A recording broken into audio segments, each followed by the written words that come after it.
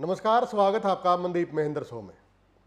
आज बात कांग्रेस की करेंगे क्योंकि लगातार कांग्रेस सुर्खियों में रहती है और वो किसी और वजह से नहीं रहती, आपसी गुटबाजी की वजह से रहती है।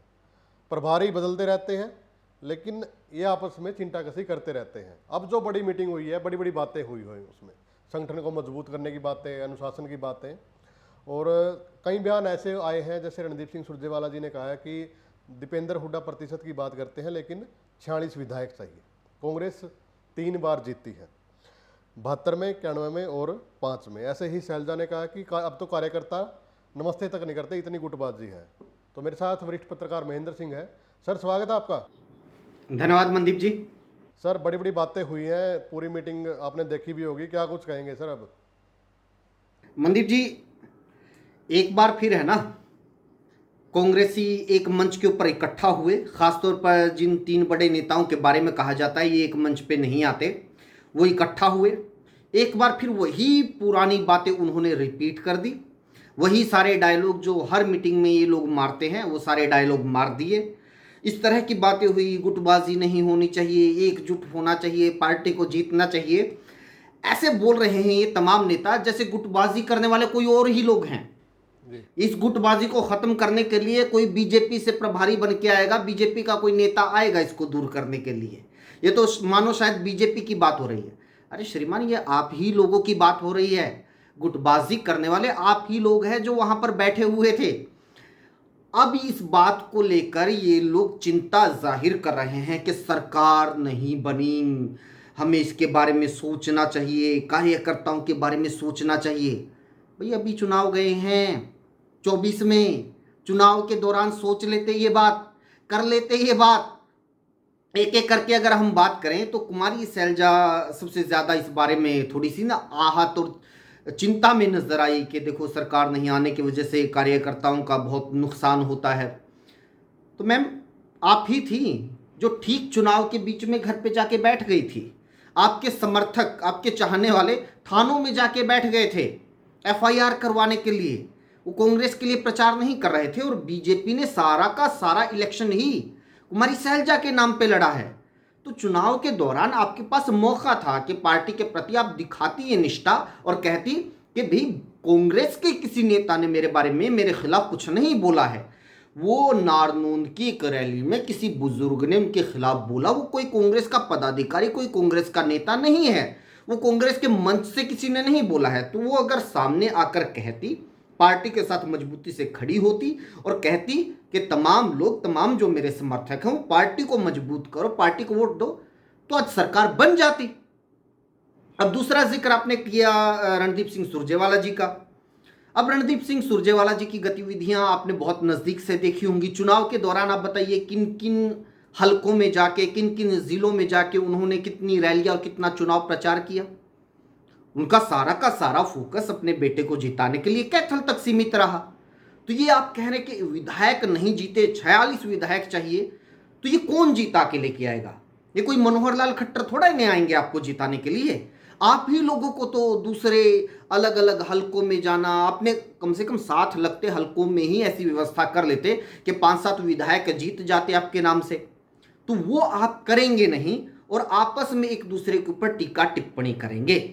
मनदीप जी, एक बात आप मान के चलिए कि जब तक ये भूपेंद्र सिंह हुड्डा, कुमारी सैलजा और रणदीप सिंह सुरजेवाला, ये लोग कांग्रेस के भीतर बड़े नेताओं के अंदर इनकी गिनती होती रहेगी, ये कांग्रेस के भीतर पॉलिसी मेकर रहेंगे, तो आप ये मान के चलिए कि गुटबाजी ऐसे ही चलती रहेगी।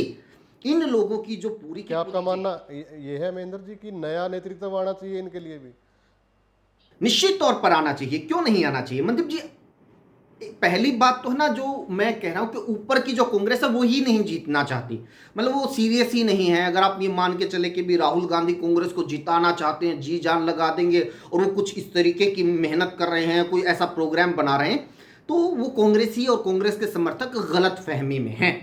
अगर उनके जहन में थोड़ा सा भी ये होता तो पिछले इलेक्शन में, उससे पिछले इलेक्शन में ही इस गुटबाजी का कुछ ना कुछ वो इलाज कर देते। लेकिन दिक्कत ये है कि हरियाणा में गुटबाजी, हरियाणा क्या, हर एक स्टेट में जो गुटबाजी है, इसको पौध पानी खाद देने वाले ही राहुल गांधी, गांधी फैमिली और कांग्रेस हाईकमान है। उनकी जो कुर्सी है, उनकी जो पूरी की पूरी सियासत है, वो चल ही इसलिए रही है क्योंकि अलग अलग राज्यों में जो कांग्रेस है वो अलग अलग खेमों में बंटी हुई है। उनकी पूछ ही इस वजह से है। तो फिर उन्होंने जो बीज बोया, अब वो अंकुरित हुआ, अब वो फल फूल दे रहा है, तो अब उस चीज को वो लोग एंजॉय कर रहे हैं। वो कभी कोशिश नहीं करते कि ये नेता आपस में एक साथ बैठे, कोई एक प्रोग्राम, किसी एक मुद्दे को लेकर, किसी पार्टी प्लेटफॉर्म के ऊपर ये लोग आए और एक जैसी नीति के ऊपर काम करें, कोई पार्टी को आगे बढ़ाने की बात करें। लेकिन महेंद्र जी, इसके बीच जैसे चुनाव तो 24 में हुआ था और इसके बाद तो दोबारा फिर राज्यसभा चुनाव हुआ, वहां आपने देखा, और 5 विधायक सस्पेंड है पार्टी से। इसके बाद मेयर चुनाव होता है, तब भी ये एकजुट नहीं हो पाते, एक भी सीट नहीं निकाल पाते, और अब नगर परिषद के दोबारा से चुनाव आने वाले हैं। तो क्या लगता है जी? मनदीप जी, मैं कह रहा हूं कांग्रेसियों की जो पूरी की पूरी पॉलिटिक्स है ना, वो है ही नहीं।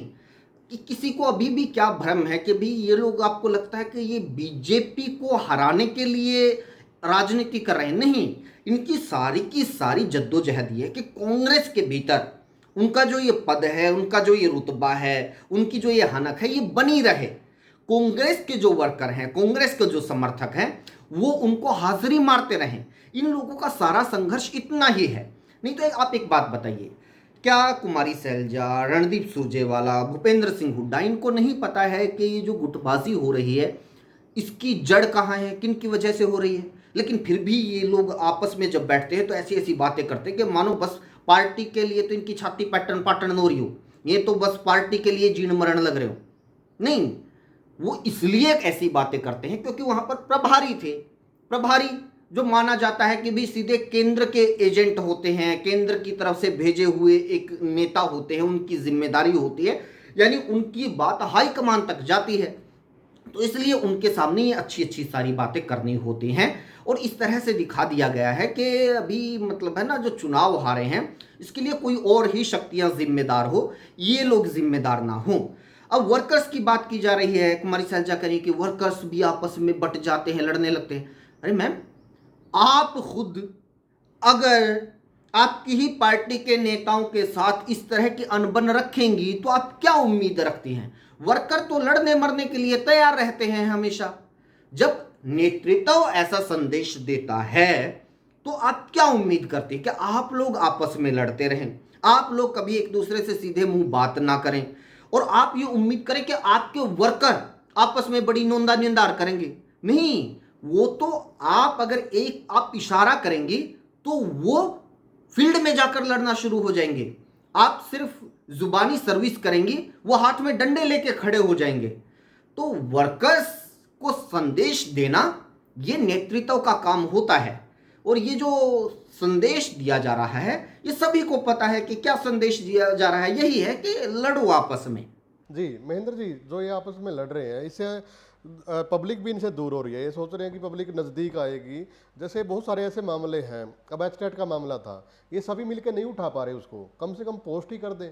एक दो नेता की मैं कह सकता हूँ कि उन्होंने पोस्ट किया है, उसके अलावा ये कुछ भी नहीं कर रहे, तो पब्लिक इनके साथ कैसे लगेगी? दूसरी बात है कि बीजेपी प्रदेश अध्यक्ष अर्चना गुप्ता ने अभी पदभार संभाला, उन्होंने कहा कि हम सरपंची के चुनाव भी ये चाहते हैं कि सिंबल पे हो, जिला परिषद के भी, और चुनाव नज़दीक हैं। जी मनदीप जी, ये पता है क्या है कि देखो, सरकार बीजेपी की है, मजबूत सरकार है। एक फैक्टर हमेशा रहता है कि एक तबका, एक कुछ प्रतिशत जनसंख्या का वो सरकार के अगेंस्ट होता है। मतलब कोई ऐसी सरकार, नेहरू से लेके मोदी तक, कोई ऐसी सरकार कभी देश में नहीं रही होगी कि भी यहाँ पे तो 100 के 100%, 90%, 80%, 70%, 60% भी कि भी ये तो सरकार के समर्थक हैं। सरकार के जो समर्थक और वोटर मोटा माटी सी 40% तक में सिमट जाता है, मैक्सिमम जो यह आंकड़ा रहता है, तो यहां तक सिमट जाता है। अब जो 60% जो आबादी होती है वो या वर्कर बनती है या समर्थक बनती है, वो बाय डिफॉल्ट जो विपक्ष होता है उसके समर्थक बन जाते हैं वो लोग। अब दिक्कत ये हो गई है हरियाणा और पूरी देश की राजनीति में कि जो लोग एंटी बीजेपी हैं, एंटी गवर्नमेंट हैं, उनके पास ऑप्शन नहीं रहा है। हरियाणा में जेजेपी खत्म हो चुकी है, इनेलो उठ नहीं पा रही है। कांग्रेस बार बार इनेलो और जेजेपी की बातें बोल बोल करके तो बीजेपी के साथ चले जाएंगे, बीजेपी के एजेंट हैं, उनको उठने नहीं दे रहे और लोगों के जहन में ये डर जा रहा है। तो उन लोगों के पास ले देकर एक विकल्प कांग्रेस बचा रहता है। तो ऐसे में क्या है कि कांग्रेस के पास इतना समर्थक वर्ग है और वो रहेगा ऐसे माहौल के भीतर कि इन नेताओं की जो राजनीति है वो सही से चलती रहे। रोज जो 2000-5000 लोग नमस्ते राम राम करने वाले होते हैं, रैली रोडों में आने वाले होते हैं, वो इनके पास रहेंगे। अगर वो रहेंगे तो मान के चलिए इनकी राजनीति जिंदा रहेगी। तो फिर ये लोग क्यों फालतू की इतनी मगजमारी करेंगे या फिर इस डर में जिएंगे कि अगर हम लोग ऐसे ही आपस में लड़ते रहे तो जनता हमसे दूर हो जाएगी। नहीं हो रही जनता दूर, जितना इनको चाहिए इतना इनको स्टेक मिल रहा है। जी, तो इनको कोई फर्क नहीं पड़ने वाला कि हरियाणा के अंदर बिल्कुल राम राज्य चला हुआ है। नहीं, कोई फर्क नहीं पड़ता। अब मनदीप जी, हम कितने बार से चर्चा कर रहे हैं, कई बार हम लोगों ने इस बात पे चर्चा की है कि देखिए प्रभारी बदल गया है, अब कुछ नया होगा। जो इस तरह का बयान जो सुरजेवाला ने भी दिया है, पिछली बार भी शायद प्रभारी जो नए प्रभारी आए थे उनके ही पदभार ग्रहण के टाइम शायद उन्होंने सेम ऐसी ही बात कही थी कि भी प्रतिशत वाला है, कम विधायक आए हैं। तो ये सबको नजर आ रहा है ना। बात यह है कि विधायकों की संख्या बढ़ाने के लिए आप लोग कर क्या रहे हैं, कौन सा मैकेनिज्म है, कौन सी आपने नीति रणनीति बनाई है, वो नहीं बताएंगे। लेकिन क्योंकि क्या हुआ कि भी अच्छा सा बयान दे दिया, अब है ना गेंद दीपेंद्र हुड्डा के पाले में है, अब देते रहो दीपेंद्र हुड्डा जवाब, आप तो अपनी तरफ से फ्री हैं, अपने को क्या है। तो क्या है कि ये लोग आपस में है ना सिर्फ और सिर्फ जिम्मेदारियों से भाग रहे हैं। अब मेरे ख्याल से दीपेंद्र हुड्डा ने जवाब नहीं दिया होगा, दीपेंद्र हुड्डा के कोई समर्थक आएंगे आगे जवाब देने के लिए, वो सुरजेवाला के खिलाफ बोल देंगे कुछ ना कुछ, कुमारी सैलजा के खिलाफ बोल देंगे कुछ ना कुछ। महेंद्र जी, समर्थक आए हुए हैं, वो कमेंट कर रहे हैं कि ये चुनाव के समय कहाँ थे, सैलजा कहाँ थी, रणदीप सिंह सुरजेवाला कहाँ थे। भाई वहीं थे ये लोग जहां पर कांग्रेस हाईकमान इनको चाहता है। सीधी सी बात ये है, इन लोगों को समझ में नहीं आ रहा। आप एक बात मानिए मनदीप जी, अगला इलेक्शन आपको क्या लगता है कि अगले इलेक्शन में जो इस बार चुनाव का मुद्दा था वो नहीं होगा? अगला इलेक्शन भी मैं आपको बता दूंगा कुमारी सैलजा के नाम पे बीजेपी लड़ेगी। क्या अब वो जो वीडियोस हैं अब बीजेपी ने डिलीट कर दिए क्या? वो दोबारा से रिसाइकिल होके पूरे चुनाव में चलेंगे और कुछ नए वीडियो भी आ जाएंगे, क्योंकि ऐसी वाहियात बातें करने वाले तो भरे पड़े हैं। आप एक ढूंढो हजारों मिल जाएंगे। और आज तो हर हाथ में मोबाइल हैं और बहुत सारे पत्रकार हैं, किसी को भी कह देंगे कि इस तरीके के बयान ले आ, 2-4 हो गया इलेक्शन। जी, तो आपका मानना ये है कि कुछ नहीं होना, संगठन मजबूत की बातें जो हर बार है वो हर प्रभारी के सामने होती हैं, लेकिन कुछ नहीं होना, कोई बदलाव नहीं होना, किसी पे कोई कार्रवाई नहीं होनी, अनुशासन जो कार्रवाई होती है। संगठन की बात शायद वीरेंद्र सिंह ने भी कही। संगठन मजबूत का मतलब ये होता है मनदीप जी, जब आपके पास सरकार के खिलाफ कोई मुद्दा हो तो आप सरकार का जीना दूभर कर दें। महेंद्र जी, एक बड़ी महेंद्र जी मैं रोकना चाहूँगा। संगठन की जो बात है, जैसे इन्होंने जिलाध्यक्ष बनाए, लेकिन सबसे बड़ी प्रॉब्लम ये भी आ रही है कि इनके पास खुद के दफ्तर नहीं है। अब लोग जाएं तो जहाँ कहाँ। अब जैसे कैथल की मैं बात करता हूँ, क्योंकि कैथल में मैं रहता हूँ, तो यहाँ कांग्रेस का कोई ऐसा कार्यालय नहीं है जो सभी जो गुट बने हुए हैं उनके आ जाए, या तो रणदीप के ही आएंगे। तो ऐसे ही रोहतक में तो हर जगह ऐसे ही है, और बीजेपी के कार्यालय है। तो ये भी एक बड़ी बात है ना सर।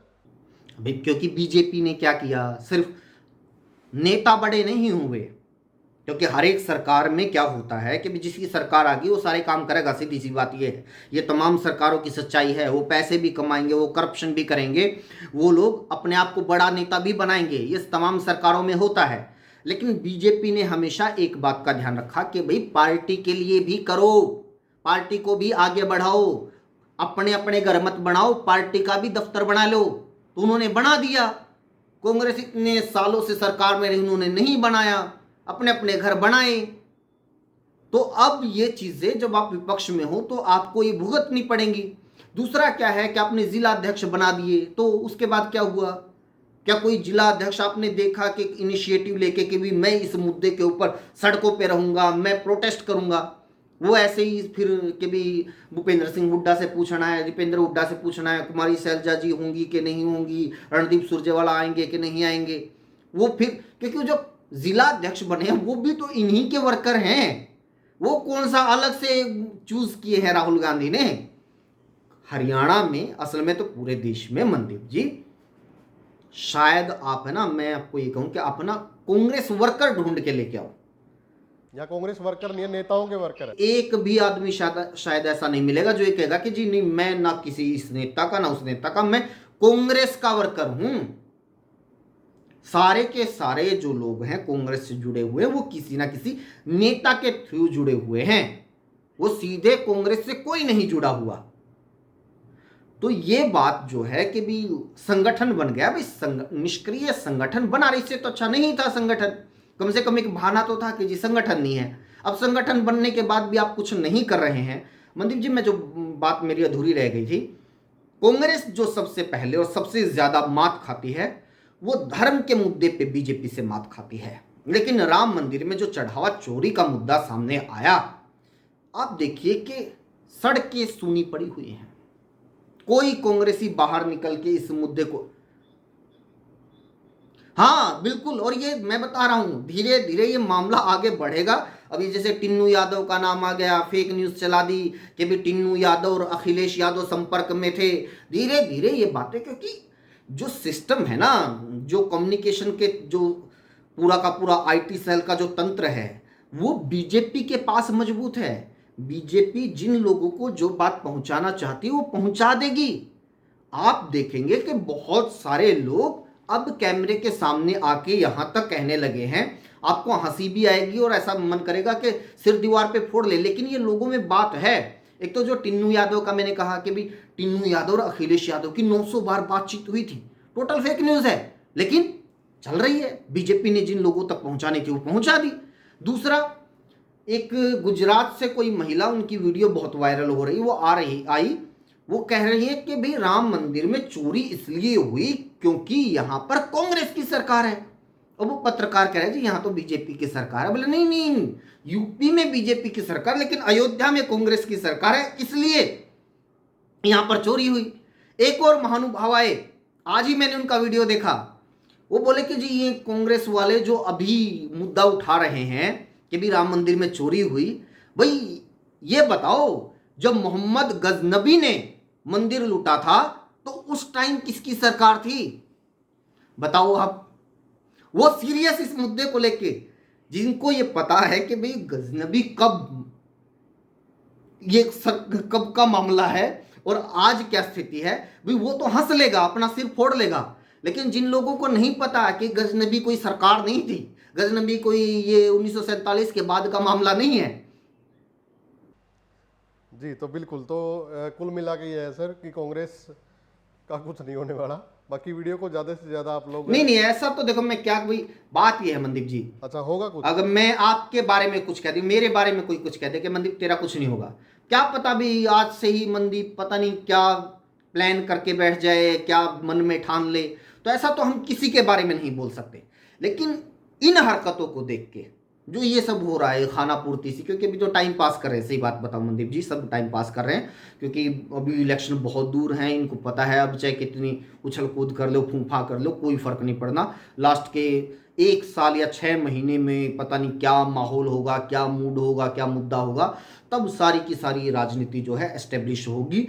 उस दौरान जो कुछ होगा उसके हिसाब से इलेक्शन लड़ा जाएगा। लेकिन एक बात और मैं कह रहा हूं कि बीजेपी ने ये भी भ्रम तोड़ दिया है, आपको राजनीति 5 साल पूरा 365 24 आपको राजनीति करनी पड़ेगी। और जब से ये SIR वाला मामला सामने आया है, आप मान के चलिए मनदीप जी 90% इलेक्शन SIR में ही हो जाएगा।